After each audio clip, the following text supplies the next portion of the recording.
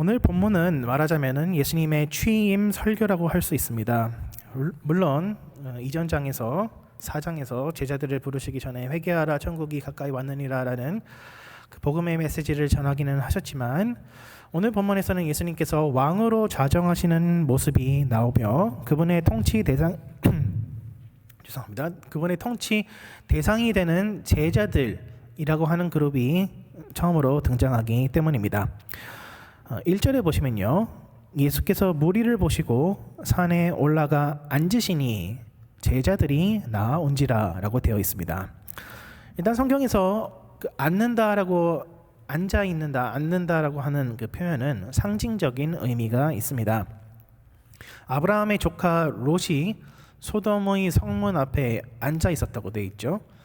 그러자 또 사람들이 그 롯한테 네가 누군데 우리를 재판하고 있느냐 라고 얘기하는 거죠. 그 당시 고대 근동에서는 성문에서 앉아 있는 사람이 재판관 역할을 했던 것입니다. 마찬가지로 엘리 제사장도 사무엘이 있을 때 이제 홈리와 비느하스가 죽은 소식을 들었을 때에 의자에서 떨어져 목이 부러져 죽었다라고 되어 있는데 이것은 그냥 어떤 물리적인 현상을 설명하는 것이 아니라 엘리 제사장이 그 자리에서 떨어졌다, 좌천되었다라는 것을 얘기하는 것이죠. 우리말에서도 한 자리 차지하다라는 말이 있으며 또 영어에서도 중요한 자리는 체어라고 표현하기도 합니다. 예수님께서 이제 메시아로 등극하신 후에 처음으로 앉으셔서 좌정하십니다. 그리고 이때 처음으로 제자라는 그룹이 등장합니다. 수많은 무리가 예수님께 찾아왔으나 오히려 예수님께서는 산으로 올라가셨고 예수님을 계속해서 따라가서 그분의 말씀을 들은 사람들을 바로 제자라고 부르고 있는데요. 여기서 우리는 이처럼 예수님을 따라가는 사람을 제자라고 부른다는 사실을 살펴볼 수 있습니다. 그런데 더 구체적으로 누가 과연 예수님의 제자라고 할 수 있는지, 누가 왕 대신 예수님, 좌정하신 예수님의 그 택한 신민이 될 수 있는지에 대해서는 오늘 제자도의 강령, 예수님의 취임 설교를 통해서 좀 더 자세히 살펴볼 수 있습니다. 예수님께서 입을 열어 가르치신 첫 번째 말씀은 곧 잘 아시는 바와 같이 심령이 가난한 자는 복이 있나니 천국이 저희 것이미요 입니다. 천국 하면은 우리는 흔히 죽어서 가는 곳이라고 생각하기 쉬운데 영어로는 Kingdom of Heaven이라고 되어 있죠. 헬라어에서도 이제 바실레이아 하면은 바실레우스가 통치하는 그 왕국이라는 뜻을 가지고 있습니다. 그러니까 왕이 있어야지 왕국이 있는 것이지요. 그 왕의 신민, 택한 백성, 시민권을 소유할 수 있는 사람은 누구냐?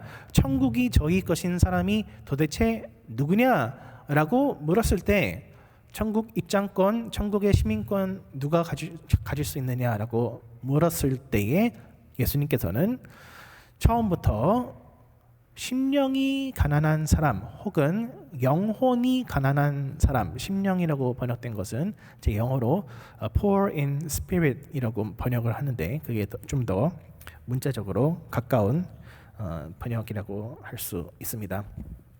일단 여기서 가난하다라고 하는 뜻은 헬라어로 푸토코이라는 단어인데요. 굉장히 소리도 희한한 단어인데, 근데 이 가난하다라고 하는 성경에서의 이 표현은 우리가 흔히 서민층이라고 생각하는 그러한 일반적으로 상대적인 가난함 이것을 뜻하는 것이 아니라 다른 사람이 도와주지 않고서는 도무지 생계가 유지되지 않는 사람을 가난한 사람, 헬라어로 푸토코이라고 했다고 합니다. 그런데 여기에다가 영혼이 가난한 사람을 덧붙였습니다. 영적으로 가난한 사람.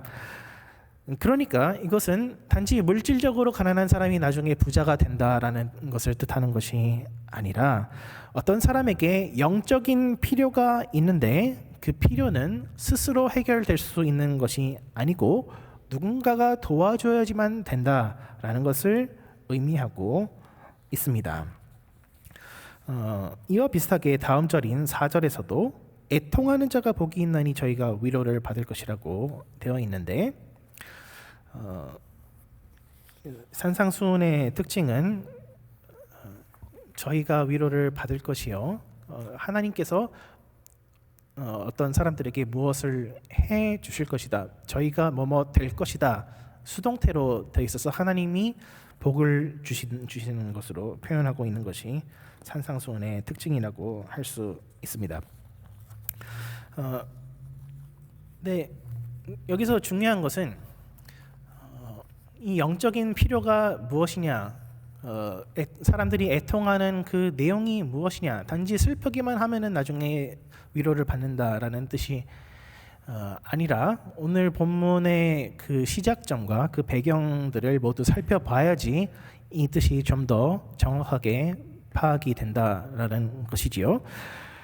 예수님께서 취임 설교로 심령이 가난한 자는 복이 있나니라는 말씀을 하실 때에는 마태복음 1장부터 4장까지의 내용이 전제가 되고 있습니다. 다윗의 자손으로서 예수님이 태어나시고 그리고 세례를 받으심으로써 메시아로 임관을 받으시고 시험을 통과하셔서 그 자격을 입증하시고 그러고 나서 처음으로 취임 설교를 하신 것이지요. 그러니까 이것은 철저히 어떠한 구약 성경에서 계속 예언되어 오던 그 메시아가 오셨을 때에 구원이 임하게 될 것이다 라고 하는 이 연장선상에서 예수님께서 심령이 가난한 자는 복이 있나니 라고 말씀하신 것이고, 이러한 점은 이사야서 61장 1절에서 3절에서도 뒷받침이 되고 있습니다. 제가 다 읽지는 않겠지만 가난한 자에게 복음을 전하고 또 슬퍼하는 자들에게 또 위로를 주실 것이라고 하는 그 내용, 특히나 또 시온에서 슬퍼하는 자들에게 화관을 준다, 시온과 연결되어 있는 점, 구약 성경의 계속된 예언의 메시아 예언의 메시지가 바로 여기서 연결되고 있다라는 점을 알 수 있습니다. 이것은 즉 구원에 대한 이야기를 하고 있다라는 것을 제가 얘기하고 싶은 겁니다. 구원, 마음이 가난한 사람이야말로 천국의 티켓을 가질 수 있다라고 하는 것은 곧 자기 스스로 구원받을 만한 삶을 살아내는 것이 불가능하다라는 것을 인정하고 하나님 앞에서 기꺼이 도움을 요청하는 사람, 하나님께서 시온을 회복시켜 주시며 이 땅에 공의와 평화를 실현시켜 주시기를 간절히 소망하는 사람, 하나님께서 마침내 우리의 모든 죄악들을 씻어내시고 이 땅을 회복시키며 우리 가운데에 진정한 행복과 평안을 성취시켜 주시기를 바라는 사람, 나는 할 수 없지만 오로지 하나님 당신 한 분께서만 이 일을 이루실 수 있다라고 기꺼이 손을 내밀 수 있는 사람, 이 사람에게 바로 천국의 시민권 티켓이 주어진다라고 말씀하고 계신 것입니다.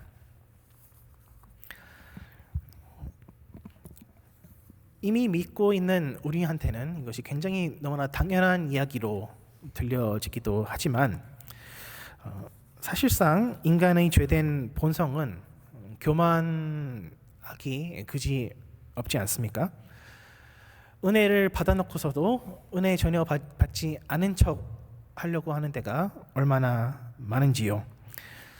우리는 우리 자신을 돌아볼 때에 내가 자수성가를 했다라고 자랑하고 싶어하는 마음들이 늘 마음속에 꿈틀대고 있다는 것을 살펴볼 수 있지 않으신지요?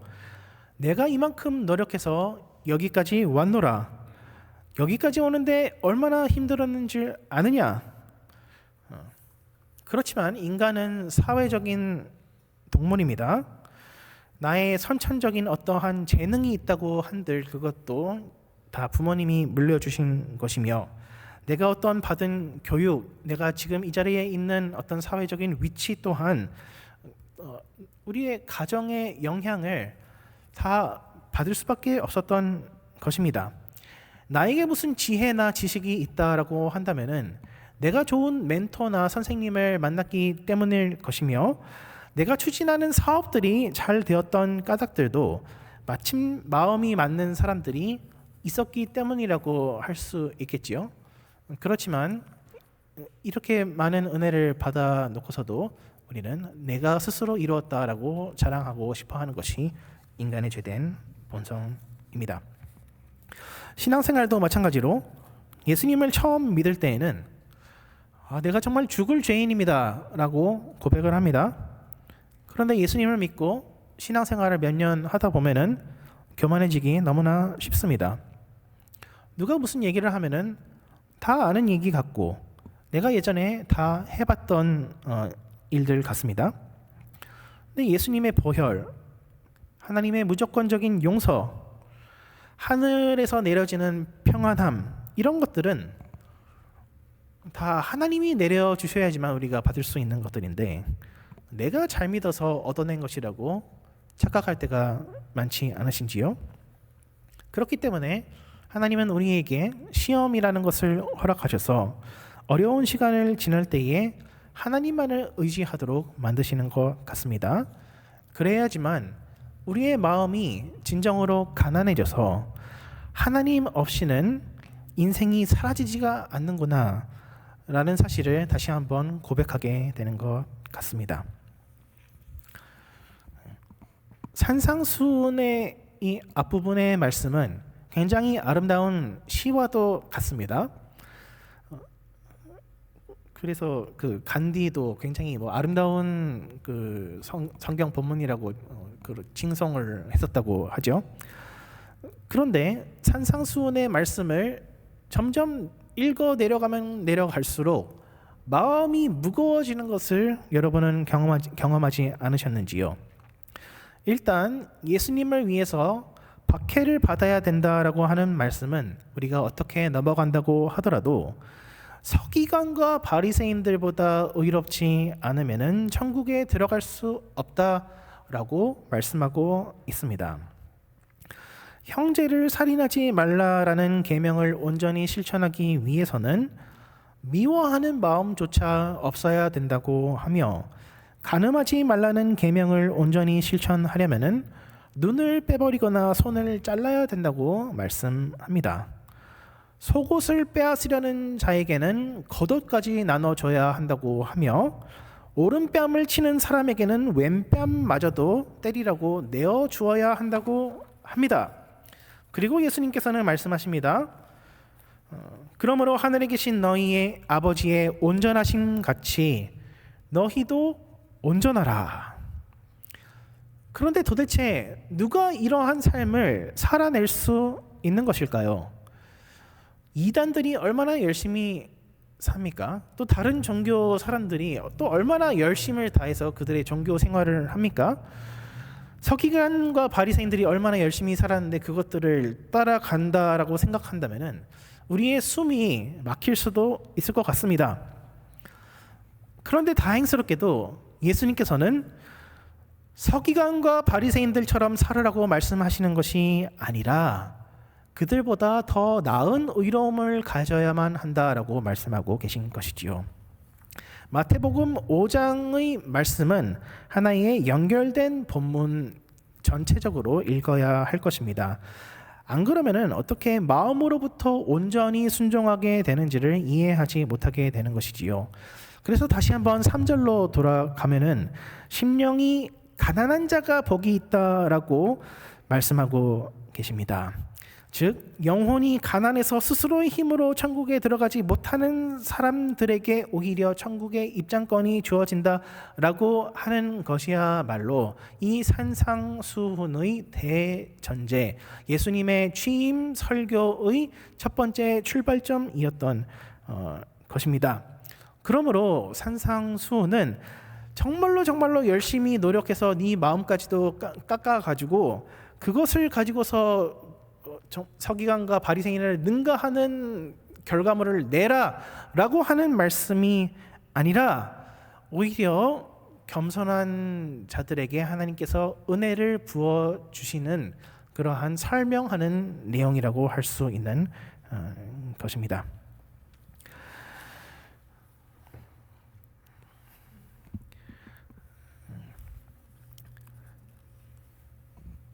이 예수님의 이 산상수훈의 메시지는 그러므로 우리는 죽어 마땅한 죄인이지만, 그래서 천국에 들어갈 자격이 없는 사람이지만 예수님께서 나의 죄를 대신해서 죽으심으로써 내가 천국 시민권을 대신 받게 되었다, 내가 온전히 은혜로 구원을 받게 되었다라는 것을 인정해야지만 읽혀질 수 있는 본문인 것입니다.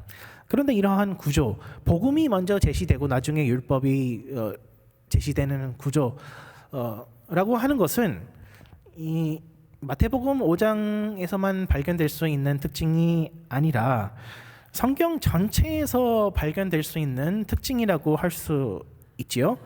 출애굽기 20장에서 하나님께서 시내산에서 모세와 이스라엘 백성들에게 십계명을 주실 때에 나 외에는 다른 신을 내게 있게 말지니라, 십계명을 다 주신 다음에 이거 너네 안 지키면은 다 죽을 거야라고 하는 것이 아니라 십계명을 주시기 전에 그 서문에 나는 너를 애굽 땅 종되었던 집에서 인도하여 낸 내 하나님 여호와니라, 먼저 구원해 주시고 먼저 홍해에서 건져 주신 다음에 십계명을 주셨던 것이지요.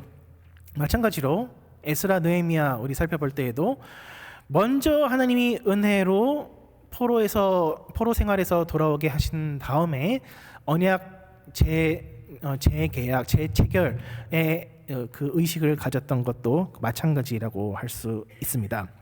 더 나아가서 신약에서도 오직 믿음으로 말미암아 살리라, 의인은 믿음으로 말미암아 살리라라고 하는 로마서 그리고 갈라디아서의 말씀, 산상수훈의 말씀이나 구약 성경의 말씀이나 바울 서신의 이 복음의 말씀들이나 다 동일한 메시지와 동일한 구조를 가지고 있는 것입니다. 모두 먼저 복음이 제시되고 거룩한 삶은 구원에 대한 그 감사의 반응으로서 우리가 마땅히 드려야 하는 것으로 제시되기 때문입니다. 그리고 우리의 거룩한 삶은 결코 구원의 조건으로 내걸리지 않는다는 점을 우리는 유의해야 할 것입니다.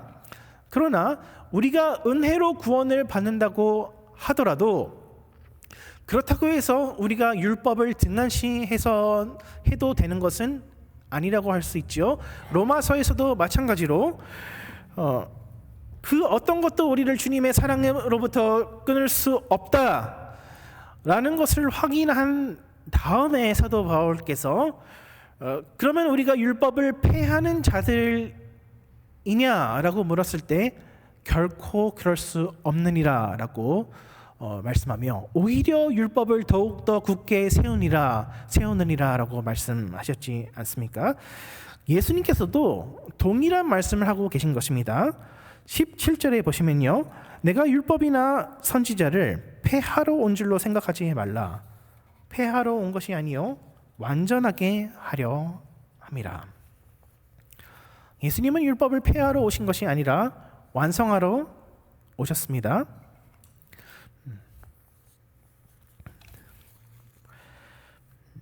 죄인은 죽음으로 죄의 값을 치러야 한다라는 율법의 말씀을 십자가 죽음으로써 이루셨고, 율법에 온전히 순종해야지만 영생을 얻는다는 것을 당신의 순종하심으로써 이루시고 부활하시며, 누구든지 예수님을 믿는 자는 죄와 영생의 축복을 받게 하십니다. 그리하여 우리가 다시는 죄의 종노릇하며 사는 것이 아니라 하나님을 섬기며 율법이 원래 의도한 충만한 삶을 살아내는 자들로 변모하게 됩니다. 예수님께서는 이어서 맛을 잃은 소금과 그리고 등잔의 비유에 대해서 설명하십니다. 이것은 모두 율법주의적인 삶의 한계에 대해서 설명하는 비유들입니다. 여러분은 히말라야 소금을 좋아하십니까? 저는 별로 맛이 없더라고요. 네, 대한민국에서는 삼면이 바다기 때문에 당연히 소금은 바다에서 나는 것이라고 생각하지만, 중동 지역 사람들만 해도 바다에서 소금이 나는 것보다 산에서 암염을 캐는 것이 더 자연스러웠던 것 같습니다. 네, 그 암염이라는 것의 특징이 NaCl, 우리 염화나트륨이라고 하는 짠맛을 내는 이 성분은 물에 잘 녹지 않습니까? 네, 암염 가운데 그 NaCl 성분이 있다고 할 때에 공기가 습해지거나 그 암염이 물기에 닿거나 이렇게 그 제대로 관리를 못하게 되면은 암염의 미네랄 성분들은 그대로 남아 있지만 염화나트륨의 그 짠맛을 내게 하는 성분은 물에 녹아서 사라지게 됩니다. 그래서 소금을 아무리 먹어도 짠맛을 느낄 수 없게 되는 지경에 이르게 되지요. 그런데 분명 모양은 소금인데 먹어보면 소금이 아니게 된다라고 하는 것입니다. 이것은 율법주의적인 외식에 대해서 비판하는 말씀입니다. 본질이 있지 않고서는 율법을 실천하는 외형이 있을 수 없다라는 것이지요. 예수님이 우리를 구원하신다라는 이 복음을 출발점으로 삼지 않는다면은 우리는 율법주의적으로밖에 율법을 실천할 수 없게 됩니다. 그런데 율법의 조항들은 인간의 힘으로 지켜내기에 너무나도 많고 버겁습니다. 그래서 우리는 우리가 지킬 수 있는 것들만 지키려고 합니다. 주일날 교회를 잘 나오는지, 술과 담배를 멀리 하는지, 사람을 안 죽이고 남의 가정을 깨트리지 않으며 도둑질과 위증죄를 하지 않으면 그래도 내가 기독교인으로서 할 일은 다 했다라고 생각하고 싶어 합니다. 그러나 그것은 껍데기만 기독교인으로 살아가는 것입니다. 마음속에 증오심과 음란함과 탐욕이 가득한데 겉으로만 십계명을 지켰다고 해서 구원받을 수 있냐는 것입니다. 겉으로는 소금처럼 생긴 암염인데 속에는 소금기가 전혀 존재하지 않습니다. 그래서 사실상 쓸모없는 기독교인이 됩니다. 그런데요, 율법주의자들은 자기 스스로가 위선자라는 사실을 그 누구보다도 잘 알고 있습니다. 그래서 한편으로는 내가 겉으로 보기에 이만큼 순종했다라는 것을 보여주는 데 집착하는 동시에 다른 한편으로는 내 자신이 가짜라는 것을 너무나 잘 알기 때문에 기회만 되면은 어디에 숨어 들어가고 싶어 합니다. 그리고 이 점 때문에 진짜 하나님이 사람을 필요로 하는 그 곳에 헌신하지 않게 되는 일이 생기게 됩니다. 그 이유는 진짜 봉사라고 하는 것은 물론 돈과 시간이 투자되어야만 하는 것이기는 하지만 진짜 내가 나의 삶을 바쳐 하나님께 봉사한다고 헌신하려고 할 때에 가장 두려운 것은 다른 사람이 아니라 내 자신이 가짜로 드러나는 것이 판명될까 봐 너무나 두렵기 때문에 숨는 것이죠. 그렇지만 예수님께서는 말씀합니다. 밤에 등잔을 켜서 탁자 밑에 놓아둘 사람이 어디 있겠느냐고 말입니다. 예수님께서 그렇게 고생하셔서 저와 여러분을 구원하신다고 한다면은 우리도 예수님께 무언가를 해드려야 되지 않겠습니까? 우리도 예수님께 쓸모 있는 삶을 살아야 되지 않겠습니까? 이것은 무슨 율법주의적인 기브 앤 테이크가 아니라 예수님께서는 우리를 위해 이미 모든 것을 다 주셨고 흔들리지 않는 구원을 주셨기 때문에 우리 역시 감사함으로 예수님께 우리의 마음과 삶을 내어드리며 내 자신이 부끄러워서 세상으로부터 떨어져서 숨어 지내는 것이 아니라 이런 자격 없는 나라고 할지라도 구원해 주심에 감사하며 세상에 하나님의 은혜의 빛을 증거해야 되지 않겠습니까?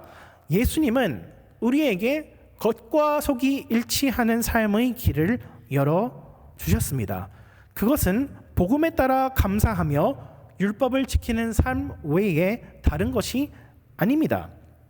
복음에 감사하며 율법에 순종하게 될 때에 우리는 비로소 마음으로부터 율법에 순종하게 됩니다. 그래서 순종의 모양만 내는 것이 아니라 그래서 한편으로는 외식하며 다른 한편으로는 숨어 다니는 것이 아니라 율법의 정신에 따라 형제를 사랑하기 시작하며 하나님을 사랑하는 자리로 나아가게 됩니다. 물론 처음에는 완벽하지 않습니다. 그러나 마음으로 진심으로 자발적으로 그 일을 하기 시작했다는 것이 중요한 차이점이라고 할 수 있습니다. 그래서 우리는 우리의 무한한 노력으로 천국 입장권을 따내는 것이 아니라 우리를 구원해 주실 뿐만 아니라 순종할 능력도 허락하여 주시는 하나님의 은혜 덕분에 천국에 넉넉히 들어가게 되는 것입니다. 이처럼 어린아이와 같은 순전한 마음으로 우리가 살려고 할 때에 반드시 우리가 경험하게 되는 것은 수동적으로 이끌려지는 삶입니다. 사람이 겉과 속이 다르게 되는 것은 두려움 때문이고 이 두려움은 다른 사람들을 지배하고자 하는 마음으로 표출됩니다. 우리는 흔히 정치인들을 일컬어 능구렁이 같다라고 표현을 하죠. 자기 속의 생각을 철저히 숨기고 다른 사람들을 최대한 속여서 이용하려고 하기 때문에 그렇습니다. 사실을 있는 그대로 얘기하면은 결국에 진실이 승리하겠지만서도 그 과정에서 많은 손해와 비난을 받기도 합니다. 그런데 많은 경우에 우리 마음속의 분노, 증오심, 탐욕, 음욕 이런 것들은 우리의 분수를 넘어서는 지배욕 때문에 생겨나는 것이 아닐까요? 정당해 보이는 분노라고 하더라도 그것이 이기적인 마음과 섞이게 되면은 여러 가지 냄새가 나게 되어 있습니다. 때로는 우리 마음속에 분노를 내려놓기 싫은 이유는 우리 삶의 주도권을 하나님께 내어드리기 싫어서가 아닐까요? 사실을 사실대로 인정하면은 내 모양이 빠지기 때문에 그런 것이 아닐까요? 내 위신과 내 영향력이 줄어들며 사람들이 나를 무시할까 봐 그런 것이 아닐까요? 그렇게 한번 무시받는 길로 들어서게 되면은 회복할 수 없게 될까 봐 그런 것이 아닐까요? 그러나 무시받는 자리에까지 나아갈 수 있는 것이야말로 하나님의 아들들의 특권이라고 할 수 있습니다. 조롱과 핍박을 받는 것이야말로 하나님의 아들들이 아니고서는 할 수가 없는 것입니다. 세상 사람들은 가진 것이 자기의 명예밖에 없기 때문에 무슨 수를 써서라도 그것을 지키려고 합니다. 그러나 하나님의 아들들은 스스로 높아지는 것이 아니라 하나님이 높여주시기 때문에 지금 겸손하게 되더라도 하나님이 회복시켜 주심을 믿는 것입니다. 그리하여서 예수님께서도 의를 위하여 핍박을 받는 자들이야말로 천국의 시민권자들이다라고 말씀하는 것이지요. 성경 인물 중에서 이삭만큼 모양이 빠지는 사람도 드물 것입니다. 아브라함은 아브라함이어서 그 나름대로의 주목을 받고 야곱도 그 나름대로의 역경을 이겨내는 스토리 때문에 설교할 거리도 굉장히 많습니다. 그런데 이삭을 가지고서 성경 공부를 하거나 설교를 하려고 한다면은 별로 할 얘기가 없습니다. 자기가 스스로 뭘 했다는 기록이 별로 없기 때문입니다. 고작해야 이방 사람들이 자기의 우물을 빼앗았을 때 그 양보를 많이 했다 이런 얘기 정도밖에 없습니다. 이삭은 게다가 심지어 영적으로 눈이 멀었던 것 같습니다. 장자에게 당연히 공짜로 해줘야 되는 장자의 축복, 마지막 유언의 메시지를 그 에서한테 대가를 받고 맛있는 고기 요리를 대가로 받고 해주려고 하고 있는 것이지요. 그런데 이것은 그가 예전에 리브가의 뱃속에 야곱과 에서가 들어 있었을 때 큰 자가 작은 자를 섬기리라라고 하는 하나님의 예언의 말씀을 철저히 무시한 것이었습니다. 그래서 야곱과 리브가가 아시는 바와 같이 편을 먹고 이삭을 속입니다. 몸에 털을 뒤집어 쓰고 맛있는 음식을 만들어 주어서 굉장히 기분을 좋게 한 다음에 축복을 받아냅니다.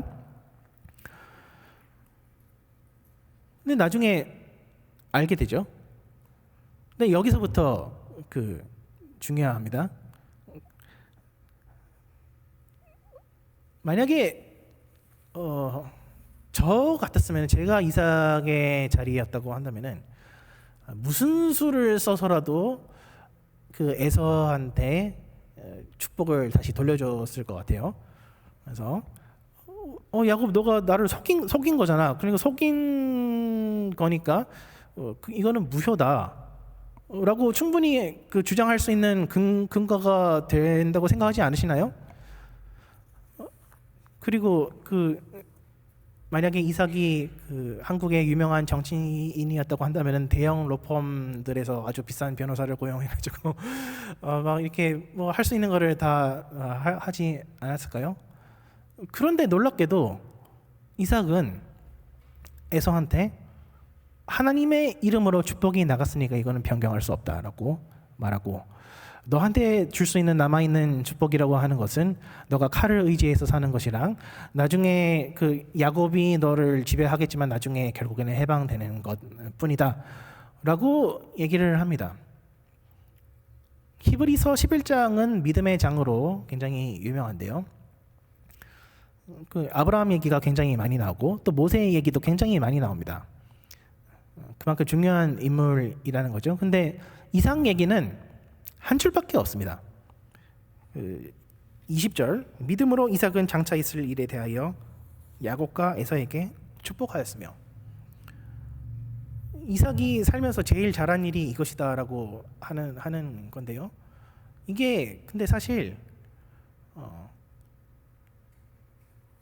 이거를 할 수 있으면은 다 된 것이라고도 할 수 있겠죠. 바로 이삭은 자기의 잘못을 인정할 수 있는 사람이었던 것입니다.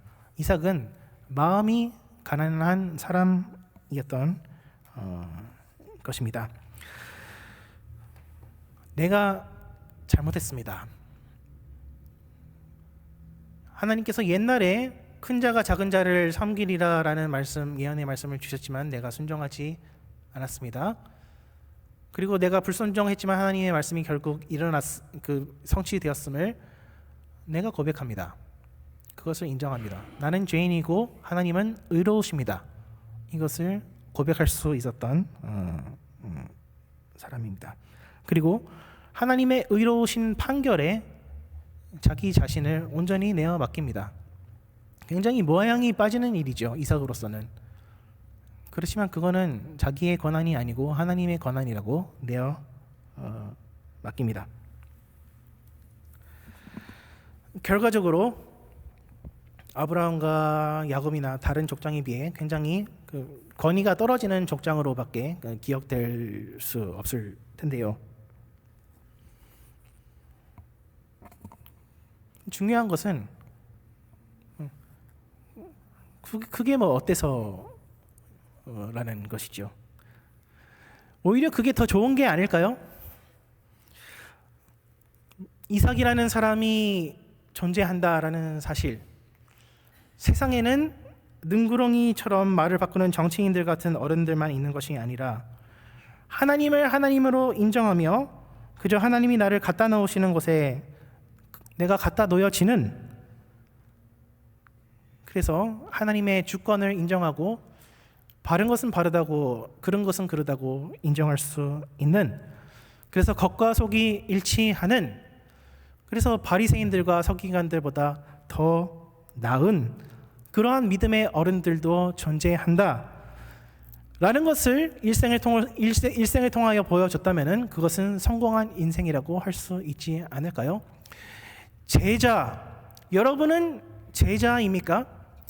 근데 굉장히 뼈를 깎는 노력을 통해서 우리의 마음까지도 성형하여서 하나님 앞에서 제자가 되고 싶습니다. 그리고 그렇게 되어져야 할 것입니다. 그러나 하나님의 제자라고 한다는 것은, 예수님의 제자라고 하는 것은 완전한 사람은 아무도 없다라는 것을 기억하였으면 좋겠습니다.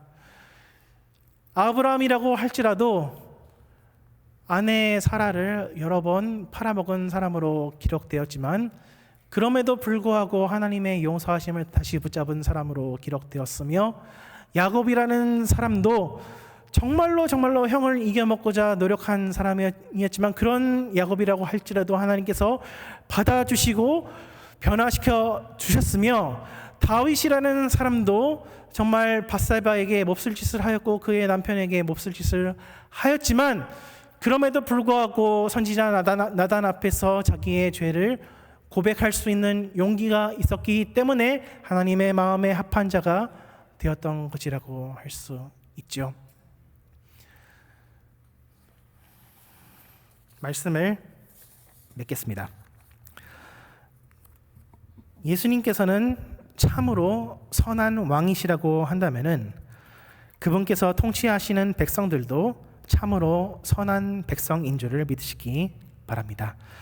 예수님께서 이 땅에 오신 것은 우연히 어떻게 하나님의 계획에 차질이 생겨서가 아닙니다. 예수님께서는 우리를 구원하시기 위한 하나님의 계획과 율법의 말씀을 온전히 이루시기 위하여 자신의 생명을 온전히 바치셨습니다. 그리하여서 하나님께서는 우리의 겉모습뿐만 아니라 속마음까지도 구원하셨습니다. 그렇기 때문에 하나님께서는 우리에게 완전한 순종을 요구하십니다. 완전하지 않으면은 내치겠다라는 것이 아니라 완전히 사랑하시기 때문에 온전히 순종하라고 요구하시는 것입니다. 하나님만이 우리를 완전히 구원하신다는 것을 믿으며 우리의 마음을 주님께 온전히 드려서 이끄시는 곳 어디든지 따라가고자 하는 저와 여러분 되시기를 주님의 이름으로 축원합니다. 기도합니다. 하나님 아버지, 감사합니다. 우리의 심령이 가난해지게 하여 주시옵소서.